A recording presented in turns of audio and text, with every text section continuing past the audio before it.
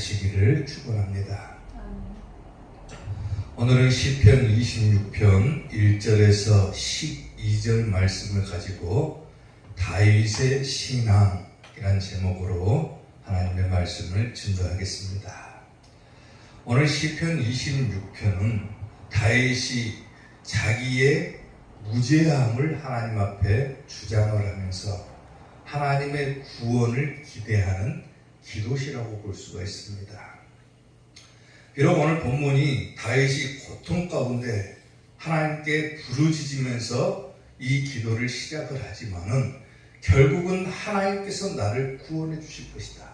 그리고 나를 보호해 주실 것이다 라고 확신하면서 하나님 앞에 이 기도를 드리는 것을 보게 됩니다. 오늘 이 다윗이 드리는 기도를 통해서 그가 가지고 있는 신앙의 면모를 우리가 잠시나마 엿볼 수가 있는데, 오늘은 우리가 다윗이 가지고 있던 이 신앙이 어떤 신앙이었는가, 오늘 우리가 이 다윗의 신앙에 대해서 살펴보고자 합니다. 자, 그러면 다윗의 신앙 첫 번째, 주의 집을 사랑한다 라고 고백을 합니다. 오늘 본 8절 말씀을 보면은 여호와여 내가 주께서 계신 집과 주의 영광이 머문 곳을 사랑합니다 라고 기도를 하죠. 여기서 주의 계신 집 그리고 주의 영광이 머무는 곳, 이곳은 어디를 가리키냐면 성전을 가리키죠. 그리고 성전이라고 하는 것은 어떤 것이냐면 바로 하나님께서 임재하시는 곳이 성전이라고 하는 겁니다. 아멘. 다윗은 내가 주님께서 계신 집 그리고 주의 영광이 머무는 곳을 사랑합니다 라고 고백을 해요. 다윗이 이러한 고백을 드리는 이유는 어디서부터 찾아보냐면은 우리가 하나님을 우리의 눈으로 볼 수가 없잖아요. 다윗도 마찬가지거든요. 하나님은 자기의 눈으로 볼 수 없지만은 자기의 눈으로 볼 수 있는 하나님께서 거하시는, 하나님께서 임재하시는 성전에 대한 사랑을 하나님의 사랑으로 나타낸 거라고 말이에요. 다시 말하면 다윗이 내가 주의 집을 사랑하고 주의 영광이 머무는 것을 사랑합니다 라고 하고 고백하는 것은 뭐냐면 바로 그가 교회를 사랑하는 신앙을 가지고 있었다라고. 아멘. 사랑하는 성도 여러분, 교회는 하나님께서 임재하시는 곳이죠. 교회를 사랑한다라고 하는 것은 다른 의미가 아니라 하나님을 사랑한다라고 합니다. 아멘. 다윗은 고백을 하고 기도를 하면서 하나님, 내가 이 성전을 사랑을 합니다. 내가 이 교회를 사랑합니다. 이 사랑은 곧 하나님을 사랑하는 겁니다라고 기도하는 거예요. 아멘. 아멘. 아멘. 시편 27편 4절을 보면은 다윗에게는 한 가지 소원이 있었죠. 그 소원이 뭐냐면 내가 여호와께 바라는 한 가지 일, 만약에 하나님께 내가 바라는 일이 있다라면 최고의 한 가지 일은 뭐냐? 바로 그것을 내가 하나님께 구하겠습니다. 곧 내가 내 평생에 여호와의 집에 살면서 여호와의 아름다움을 바라보며 그의 성전을 사모하는 것이다 그랬어요. 아멘. 다윗은 이스라엘의 왕이고 궁전에서 살죠. 온갖 화려한 것들이 가득한 궁전에 살지만 다윗에게 바라는 한 가지 소원이 있다라면 내가 평생 하나님의 집에 살기를 원합니다. 아멘. 그리고 내가 평생 하나님의 아름다움을 바라보며 하나님의 성전, 교회를 사랑하는 것이 내 소원입니다라고 고백을 합니다. 아멘. 아멘. 어떻게 보면 이 신앙은, 교회를 사랑한다고 하는 신앙은 최고의 신앙이라고도 볼 수가 있죠. 교회를 사랑하는 것이 곧 하나님을 사랑하는 것이다. 하나님을 사랑하지 않고서 우리가 어떻게 신앙생활을 이어나갈 수가 있겠느냐라고 하는 거죠.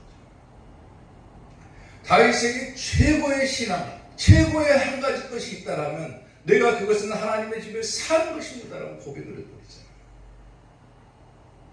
시편 84편 1절부터 보면은 만군의 여호와여 주의 장막이 어찌 그리 사랑스러운지요. 그러죠. 교회를 볼 때마다 사랑스러워야 되는 거예요.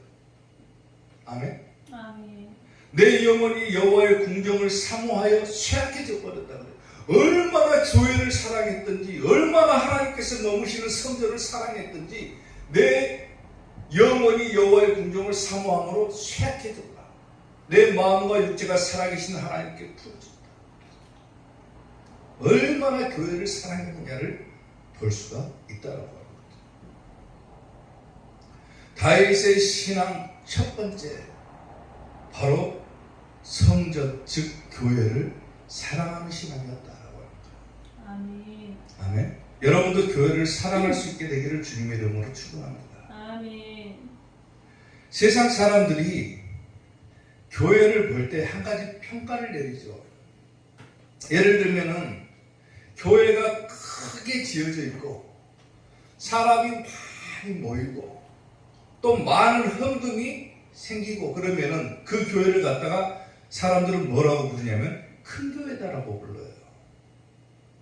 반면에 사람도 적고 또 큰 교회로부터 보조도 받고 성교비도 지원받고 헌금도 들어오는 것이 적고 그러면 사람들은 뭐라고 부르냐면 작은 교회다라고 불러요.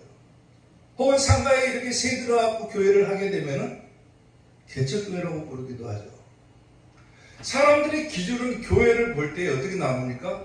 큰 교회, 작은 교회 이렇게 나와버려요. 이건 틀린 거예요. 틀린 거. 흔히 세상 사람들이 하는 얘기로 사람이 많이 모이고 건물이 크고 웅장하면 큰 교회고 이렇게 상가에 세 들어서 교회를 하면 작은 교회고 개척교회다라고 얘기를 해요. 근데 이러한 기준은 세상 사람들의 기준이지 성경에는 이런 기준이 없다고 하는 겁니다. 아멘. 아멘. 성경 어디에 사람이 많이 모이면 큰 교회다라고 얘기를 합니까? 성경 어디에 건물이 크면 큰 교회다라고 얘기를 합니까? 성경 어디를 찾아봐도 헌금이 많이 모이면 큰 교회다라고 얘기를 합니까? 성경에서는 그런 기준이 없다라고 하는 거예요. 교회는 어떤 곳입니까? 크고 작든 간에 사람들이 말하는 것처럼 크고 작든 간에 하나님께서 임재하시는 것이 교회지. 그러면 교회가 크고 작다라고 판단을 해버리면 하나님께서 크고 작고가 돼버리는 거예요. 안 맞는 거죠. 세상 사람들이 우리 교회를 볼 때 그래요. 개척교회다라고 부르죠. 상가에 세 들어서 교회를 하니까 개척교회다라고 얘기를 해요. 그리고 많은 사람들이 저를 만나면 흔히 묻는 질문이 몇 가지가 있어요. 그게 뭐냐면 사람은 얼마나 모이냐라고 하는 거예요. 개척교회를 하다 보니까 항상 받는 질문이 뭐냐면 교회는 사람 얼마나 나오냐고 물어봐요. 그리고 헌금은 어느 정도 들어오냐 이걸 물어봐요. 왜 그걸 물어보는지 모르겠지만은 사람들은 항상 그것을 기준으로 삼고 있기 때문에 그걸 물어보는 거예요. 자기 기준에서 보면은 저 교회는 작은 교회다라고 하는 작은 교회다. 그러니까 사람이 얼마나 모일까? 헌금은 얼마나 들어올까? 이걸 물어보는 거예요. 그리고 사람들이 와서 하는 얘기가 뭐냐면은 교회는 크고 사람들도 많고 그래야 다니기가 편하다라고 얘기를 해요. 근데 이러한 기준은 교회와는 아무런 상관이 없다라고 하는 겁니다. 아멘. 교회는 두세 사람만 모여도 그것이 교회인 거예요. 건물이 있다고 교회가 아니라 두세 사람만 모여도 그것이 교회인 것이고 하나님께서 임재하시는 곳이 교회인 것이지 사람이 많이 모이고 건물이 크다고 해서 큰 교회, 적다고 해서 적은 교회 이런 기준과 평가를 내리는 것은 사람들의 기준이지 성경하고는 아무런 상관이 없다라고 합니다. 아멘. 작다고 해서 하나님께서 안 계십니까? 건물이 없다고 해서 하나님께서 안 계세요? 우리가 진정으로 마음을 다하고 하나님 앞에 예배를 드릴 때 우리의 예배 가운데 하나님께서는 임재하시는 거예요. 아멘. 아멘. 큰 교회니까 하나님께서 저기 임하실 것이다가 아니라 우리가 마음을 모아서 하나님께 예배를 드리면 오늘 우리가 드리는 이 예배 장소에도 하나님께서 임재하고 계신다라고 하는 거예요. 아멘. 다만 우리는 눈으로 하나님을 볼 수가 없기 때문에 우리는 교회를 사랑하는 것을 통해서 하나님을 사랑을 하는 거예요. 다윗이 마치 그런 것처럼 내가 주의 계신 집과 주의 영광이 머문 곳을 사랑합니다라고 고백을 하는 것처럼 오늘 내가 이 교회를 사랑할 수만 있다면 사람들이 기준대로 적지만은 사람들이 적게 모이지만은 내가 오늘 이 이삭교회를 사랑할 수만 있다면 그것이 곧 하나님에 대한 사랑이라고 하는 거예요. 그것이 곧 교회의 사랑이라고 하는 겁니다. 이런 신앙이 있어야 되는 거예요. 아멘. 사람들이 많다고 해서 저기는 사람이 많으니까 하나님도 그리로 가실 것이다. 그게 아닌 거예요. 아멘. 내가 출석하고 있는 이 교회를 사랑할 수만 있다면 그것이 곧 하나님에 대한 사랑이고 그것이 곧 최고의 신앙이라고 볼 수가 있다라고 합니다. 아멘. 사랑하는 성도 여러분, 다윗이 주의 계신 집과 주의 영광이 머무는 곳, 즉 성전을 사랑했던 것처럼 그리고 하나님에 대한 사랑을 교회의 사랑으로 나타냈던 것처럼 오늘 여러분도 하나님을 사랑하신다면 교회를 먼저 사랑할 수 있게 되기를 주님의 이름으로 축원합니다. 아멘. 아멘. 다윗의 신앙 두 번째, 완전함에 행하겠다라고 기도를 하죠. 오늘 보면 11절 말씀을 보면은 나는 나의 완전함에 행하오리니 나를 속량하시고 내게 은혜를 베푸소서 이렇게 기도를 해요. 다윗은 하나님 앞에 고백을 하고 기도하면서 두 번째로 뭘 고백을 하냐면은 나는 나의 완전함에 행하겠습니다라고 고백을 하죠. 여기서 완전함이라고 하는 단어의 뜻은 뭐냐면은 흠이 없다 혹은 무죄하다, 죄가 없다 이런 뜻을 가지고 있어요. 그러니까 흠이 없이 내가 행하겠다라고 하는 것은 뭡니까? 흠이 없이 행할 수 있는 기준은 뭐냐면 하나님의 말씀을 따라 사는 것이 흠이 없는 거예요. 아멘. 말씀대로 살아야 죄가 없는 거예요. 아멘. 무죄한 거예요. 무죄한 거. 아멘. 아멘. 완전함에 행한다라고 하는 것이 뭐냐면 곧 하나님의 말씀을 따라 살고 있는 의인의 상태를 표현한 거예요. 표현한 거. 다시 말하면 다윗이 가지고 있는 두 번째 신앙이 뭐냐? 나는 나의 완전함에 행하겠습니다 라고 하는 것은 뭐냐면 말씀 신앙을 가지고 있었다라고 합니다. 오늘 여러분들도 하나님의 말씀을 따라 사는 말씀 신앙이 있기를 주님의 이름으로 축원합니다. 아멘. 그래야 흠이 없어요. 흠이 없어. 말씀대로 살아야 무죄한 거예요. 죄가 없는 거예요. 시편 18편 23절을 보면은 또한 나는 그의 앞에 완전했다라고 얘기하죠. 다윗의 이야기죠. 또한 나는 그의 앞에 완전하여 나의 죄악에서 스스로 자신을 지켰다 그러죠. 내가 하나님의 말씀을 따라 사니까 죄악이 멀어지는 거예요. 죄가 멀어지는 거예요. 아멘. 나를 죄악으로부터 지켜낼 수 있는 방법은 무엇밖에 없냐면 하나님의 말씀을 따라서 사는 것밖에 없다라고 하는 거예요. 아멘. 죄가 없어야 천국 가죠. 흠이 없어야 천국 가죠. 아멘. 근데 내가 죄가 없고 흠이 없으려면 어떻게 해야 됩니까? 하나님의 말씀대로 사는 거예요. 완전함에 행하는 거예요. 행하는 거. 잠언 20장 7절을 보면은 온전하게 행하는 자가 뭐라고 합니까? 의인이다라고 얘기를 하죠.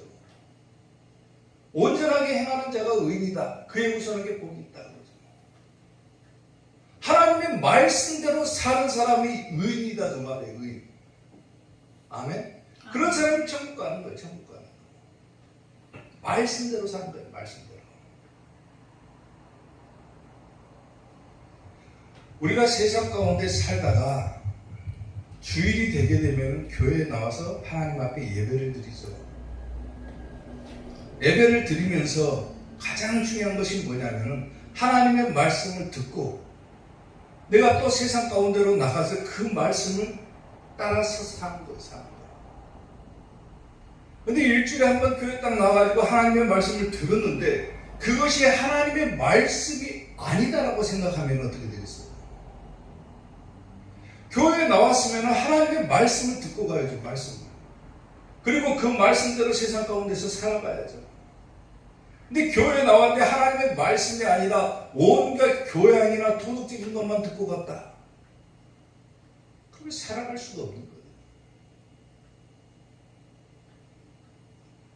제가 설교를 준비를 할 때 가장 중요하게 생각하는 부분이 한 가지가 있어요. 그게 뭐냐면은 하나님의 말씀을 성도들에게 들려줘야 되는 입장이잖아요. 설교를 하는 자 때문에. 설교를 할 때 가장 중요하게 생각하는 게 뭐냐면은 이 말씀 자체를 뭘로 해석하냐면 예수님으로 해석을 하는 거예요. 어떻게든지 예수님 이야기를 들려줘야 돼요. 아멘. 아멘. 말씀이 곧 예수님이기 때문에 우리가 교회에 나와서 하나님의 말씀을 들었다라고 하는 것은 뭐냐면 예수님 이야기를 들었다라고 하는 거예요. 그렇기 때문에 말씀을 예수님으로 해석하는 것을 최우선으로 두고 설교 준비를 합니다. 해석하는데 어려움이 있어요. 설교를 준비를 하다 보면. 근데 저만의 방법이 있어요. 저도 배운 거 있지만은 예수님으로 해석한다는 것은 뭐냐면은 성경을 우리가 본문을 읽고 그냥 이것을 역사적인 이야기나 한 가정의 가정사나 이런 것으로 치부해버리면 아무런 의미가 없어요. 그냥 다른 가정의 이야기를 듣고 가는 것밖에 없는 거예요.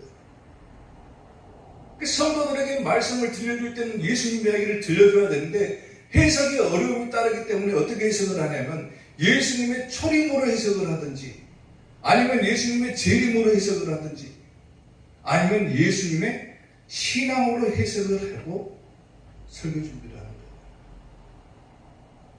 그리고 설교를 작성할 때도 마찬가지예요. 가능하면 설교 본문을 벗어나지도 않는 거예요. 벗어나지. 설교를 딱 하나님의 말씀을 읽어놓고 다른 얘기만 하다가 끝내버린다. 아무런 의미가 없어요. 하나님의 말씀을 들려준다는 것은 오늘 이 부분에 대해서 설교를 해야 되겠다 그러면 그 부분에서 설교의 제목과 설교의 소돼지와 그 모든 것이 다 거기 안에 들어있어야 되는 거예요. 그래야 말씀을 벗어나지는 않아요. 왜? 말씀이 예수님이라고 했는데 이것을 벗어나서 얘기를 한다. 그러면 예수님 이야기가 아니라 쫙 먼 세상의 얘기가 되어버리기 때문에 그런 거예요. 중원권 되어버리는 거예요. 설교한다라고 해놓고 성경 본문 딱 읽어놓고 그 본문에 대한 설교는 하나도 없어요. 그리고 다른 얘기만 막 하다가 성경 짜맞추기 식으로 이 성경 갔다 오고 저 성경 갔다 오고 그러면은 성경 구조 갔다 하면은 결국 오늘 우리가 읽은 본문하고는 아무런 상관이 없는 내용이 되어버리기 때문에 그런 거예요. 가능하면은 이 본문을 벗어나지 않습니다. 가장 중요하게 생각하는 부분이에요. 왜? 그래야 성도들이 그 말씀을 듣고 오늘은 이 부분에 대해서 목사님이 설교를 했구나. 그러면 오늘 내가 이 부분에 대한 말씀을 들었기 때문에 이 말씀을 해석한 것을 내가 듣고 세상 가운데 나가서 하나님의 말씀을 따라 살아야 되겠다라고 하는 생각이 들어가기 때문에 아멘. 아멘. 지금은 소천하셨지만은 온누리교회 하영조 목사님이라고 계셨죠. 그분이 살아계실 때 설교를 하시면서 이런 얘기를 한 적이 있어요. 위대한 사람 옆에 있다고 해서 내가 저절로 위대해지지는 않는다라고 얘기를 해요. 내가 훌륭한 사람 옆에 있다고 해서 나까지 훌륭해집니까? 아니라는 거예요. 위대한 사람 옆에 있다고 내가 저절로 위대해지지를 않는다. 배부른 사람 옆에 있다고 내가 배불러지지는 않는다. 그렇잖아요. 나는 배고픈데 배부른 사람 옆에 있다고 해서 나까지 배불러집니까? 아닌 거예요. 배부른 사람 옆에 있다고 나까지 배불러지지는 않는다. 하나님의 말씀을 따라 살아야 된다. 그리고 무슨 얘기를 했냐면은 하나님의 음성을 들어야 되고 교회나 목사를 따라다니지 마라 그랬어요. 교회나 목사 따라다니지 말아라. 사람을 따르다가 얻는 것은 상처와 실망밖에 없다. 우리가 따라야 될 것은 하나님의 말씀밖에 없다라고 합니다. 아멘. 사람들의 기준으로 큰 교회다. 난 저 교회 갈란다. 저 목사님 따라 갈란다. 사람 보고 가지 말라는 거예요. 사람 보고. 말씀이 있냐 없냐가 중요한 것이지 큰 교회나 작은 교회가 중요한 것이 아니다라고 합니다. 가끔 그런 얘기를 하시는 분들이 있어요. 내가 어느 교회를 가보니까 그 교회가 일단 너무 크고 사람들도 빽빽하고 막 시스템도 잘 갖춰져 가지고 예배 분위기가 나더라 그래요. 겉으로는 그래요 그러지만 속으로는 코방 웃깁니다. 사람 따라 다니는 거예요. 사람 따라. 가장 중요한 것은 뭡니까? 크고 사람들이 많고 그러면 좋죠. 근데 더 중요한 것은 뭐냐면 그곳에 과연 하나님의 말씀이 있느냐라고 하는 거예요. 그 많은 사람들이 하나님의 말씀을 듣고 그 말씀대로 살아가느냐 그거예요. 제가 가끔 기독교 방송을 보면은 그래요. 성경 본문을 읽어놓고 다른 얘기만 하다 끝내버려요. 성경 본문하고는 아무런 상관없는 얘기만 하다 끝내버려요. 성경 본문 읽어놓고 막 이런저런 이야기 하다가 성경 몇 구절 얘기하고 할렐루야 하고 딱 끝내버려요. 말씀이 없어요. 예수님으로 대한 해석도 없어요. 성경을 예수님으로 보지 않으면 성경이 열리지가 않는다고 그랬는데 예수님으로 해석하는 것이 없어요. 성경에. 그러면 성도들이 뭘 듣고 어떻게 하나님의 말씀을 따라서 살아가느냐 그거예요. 교회에 나와서 듣는 얘기나 저 절에 가서 듣는 얘기나 좋은 얘기 듣는 것은 똑같은 거예요. 그런데 교회에서 듣는 얘기는 뭐가 틀립니까? 예수님의 이야기를 듣는 거예요. 아멘. 아멘. 아멘. 다윗이 나는 나의 완전함에 행하겠습니다. 나는 하나님의 말씀을 따라서 살겠습니다라고 이런 신앙을 가지고 있었던 것처럼 오늘 우리가 하나님의 말씀을 따라서 살지 아니하면은 우리는 죄로부터 벗어날 수도 없는 것이고 흠이 많게 될 수밖에 없는 거예요. 흠이 없고 죄가 없는 자가 천국 가고 그렇기 위해서는 반드시 하나님의 말씀을 따라가야 흠이 없고 죄가 없고 천국 갈 수가 있다라고 합니다. 사랑하는 성도 여러분, 하나님의 말씀을 따라 사시기를 주님의 이름으로 축원합니다. 아멘. 아멘. 사람들의 규모나 이런 거 신경 쓸 필요 없어요. 교회 규모나 신경 쓸 필요 없어요. 단지 하나님의 말씀을 내가 오늘 들었느냐 안 들었느냐 그것만 보면 되는 거예요. 아멘. 하나님의 말씀을 듣고 하나님의 말씀을 따라 사는 말씀 신앙을 가질 수 있게 되기를 주님의 이름으로 축원합니다. 다윗의 신앙 마지막 세 번째, 여호와를 송축하겠다라고 기도를 합니다. 오늘 보면 12절 말씀을 보면은 내 발이 평탄한 데에 섰사오니 무리 가운데서 여호와를 송축하리다 그러죠. 여호와를 송축하겠다. 그것은 곧 내가 하나님을 찬양하겠습니다. 다시 말하면 다윗이 가지고 있는 세 번째 신앙은 뭐였냐? 하나님을 찬양하는 신앙을 가지고 있었다라고 합니다. 아멘. 다윗이 내 발이 평탄한 데에 섰다 이렇게 얘기를 해요. 평탄한 데. 무슨 말이겠습니까? 평탄한 데에 섰다. 내가 평안한 데 섰다. 내가 머리가 울퉁불퉁한 것이 아니라 평평한 데 섰다 이런 말입니까?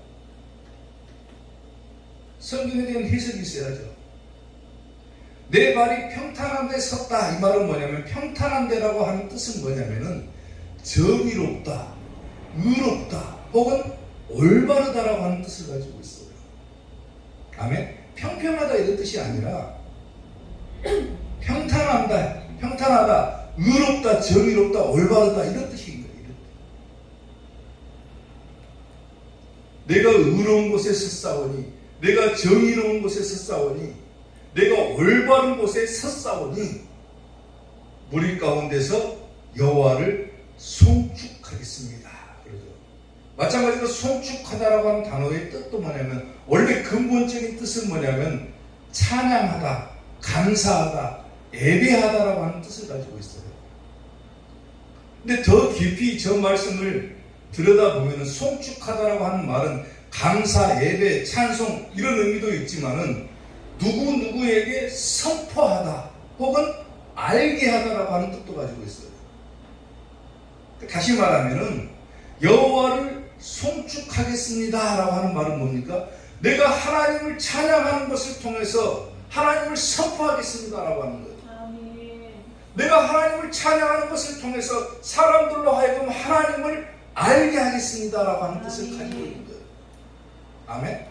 내가 의로운 곳에, 정의로운 곳에, 올바른 곳에 섰사오니 내가 무리 가운데서 하나님을 알 수 있게끔, 사람들이 하나님을 알게끔 하나님을 내가 찬송을 통해서 선포하겠습니다 라고 합니다. 다윗이 가진 세 번째 신앙, 바로 하나님을 찬양하는 신앙입니다. 아멘. 시편 22편 22절을 보면은 내가 주의 이름을 형제에게 뭐합니까? 선포하고 회중 가운데서 주를 찬송하겠습니다. 그러죠. 선포와 찬송. 찬송을 통해서 하나님을 선포하는 거예요. 또한 히브리서 2장 12절을 보면 이르시되 내가 주의 이름을 내 형제들에게 선포하고 내가 주를 교회 중에서 찬송하리라 하셨으며 그러죠. 아멘. 하나님을 우리가 그냥 단순하게 찬송을 부리는 것은 하나님 앞에 감사하겠습니다. 하나님을 예배하겠습니다. 하나님 앞에 내가 무릎 꿇고 하나님을 찬양하고 두 손 들고 찬양하겠습니다. 하나님 앞에 내 마음을 고백하겠습니다. 이런 의미도 있지만은 가장 더 깊은 의미는 뭐냐면은 내가 찬송을 통해서 사람들로 하여금 하나님을 알게끔 선포하겠습니다. 그 뜻이 더 강한 거예요. 아멘. 찬송을 갖다가 흔히 음률이 있는, 의미 있는, 그러니까 하나님의 말씀이다라고 표현을 하기도 하죠. 그래서 우리는 찬송을 통해서 하나님을 때로는 알기도 하고 하나님을 찬송을 통해서 높일 수 있기도 하고 또 찬송을 통해서 하나님을 자랑하기도 하죠. 이 찬송을 할 때 하나님께 올려드리는 의미도 있지만 찬송은 또 우리에게 가져다주는 혜택이 너무너무나 또 많다고 합니다. 성경을 보게 되면 찬송할 때 뭐가 안 됩니까? 질병이 낫기도 했어요. 아멘. 병이 나서 버려요. 아멘. 찬송하니까 내 병이 나서 버려요. 아멘. 찬송하니까 귀신도 떠나가 버려요. 아멘. 또 찬송하니까 마음이 복잡하고 어지러웠는데 내가 찬송을 부르기 시작하니까 내 마음이 평안해져요.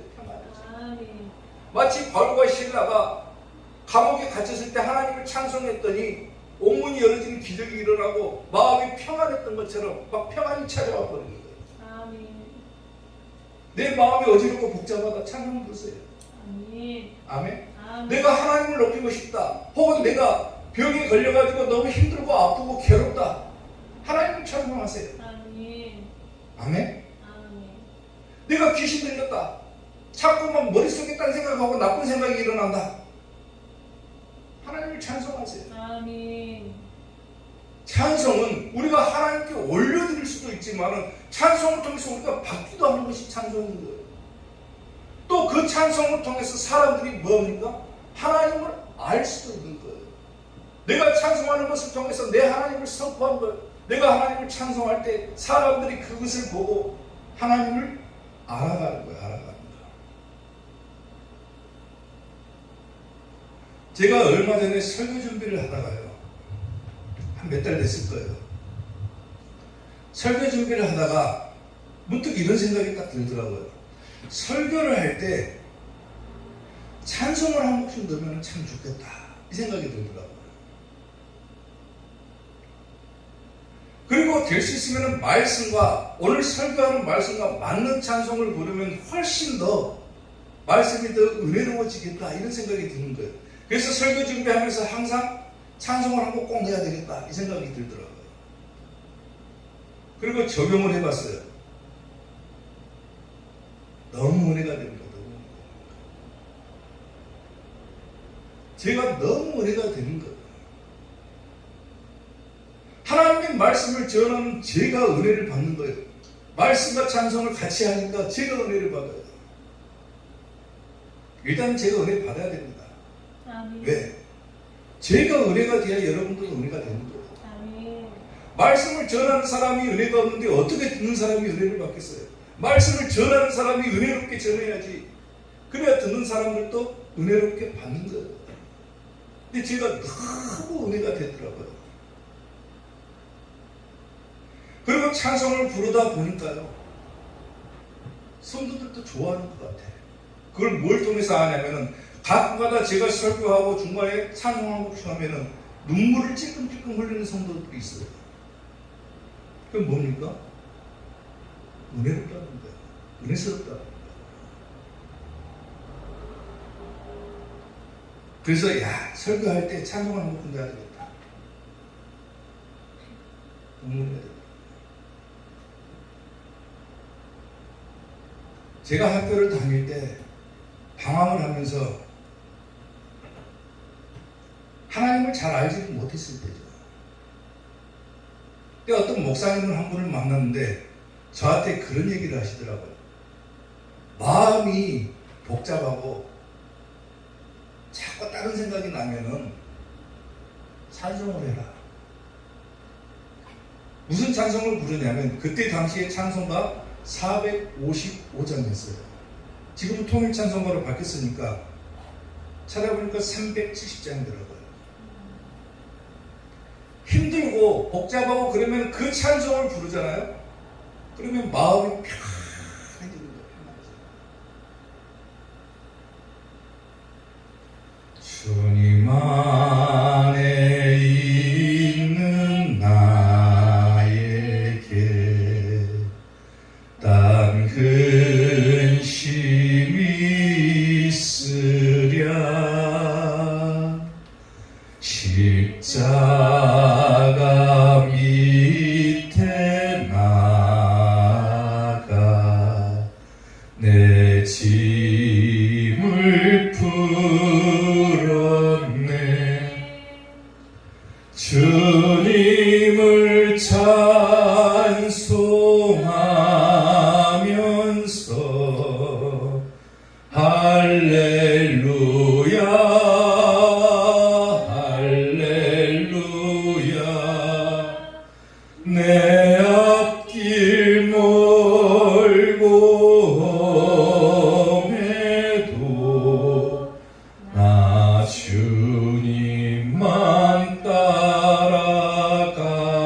따라가리. 아멘. 아멘. 이 찬송은 제가 고등학교 때 굉장히 제게 은혜를 줬던 찬송입니다. 어떻게 보면 이 찬송이 있었기에 제가 아무리 그렇게 방황한 생활을 했어도 하나님이 떠나지 않을 수 있었던 이유 가운데 하나이기도 한 것 같아요. 항상 묵 잡으면 이 찬송 불렀어요. 그 목사님 말씀대로. 그리고 이 찬송을 부르면 항상 울컥울컥합니다.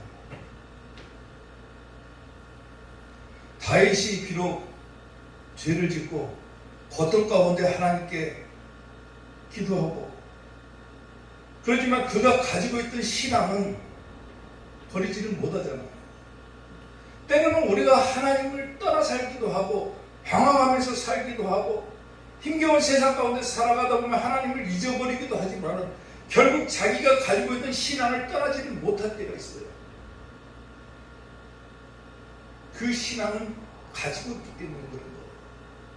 다윗이 가지고 있던 신앙은 뭐였습니까? 교회를 사랑하는 것, 그리고 말씀을 내가 따라서 살아야 된다고 하는 것, 내가 하나님을 찬송해야 된다는 것, 이 세 가지 신앙을 가지고 있었기 때문에 결국 그는 죄 가운데 한 번씩 빠지기도 했지만 다시 하나님께로 돌아올 수가 있었다는 거예요. 아멘. 내 신앙을 내가 세우는 거예요. 정립을 하는 거예요. 나는 과연 어떤 신앙을 가지고 살아가고 있는가? 다윗처럼 내가 교회를 사랑하는 신앙이 있는지, 내가 하나님의 말씀을 따라서 사는 신앙이 있는지, 내가 부르는 찬송을 통해서 사람들로 하여금 하나님을 알게 하는 그런 찬송 신앙을 가지고 있는지, 자기 신앙을 세워야 된다는 거예요. 제가 얘기했잖아요.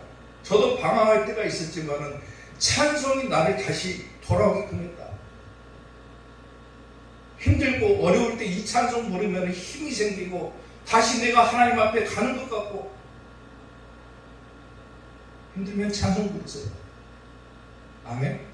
복잡하고 어지러우면 찬송 불러야 돼요. 하나님을 선포하고 하나님을 알게 하는 것은 여러 가지 방법이 있을 수가 있지만 찬송을 통해서도 충분히 하나님을 알릴 수가 있는 거예요. 아멘. 다윗이 가지고 있던 이 신앙처럼 오늘 여러분들도 교회를 사랑하고 말씀을 따라서는 말씀 신앙 가지고 또 하나님을 찬양하는 찬송 신앙을 가질 수 있게 되기를 주님의 이름으로 축원합니다. 기도하겠습니다.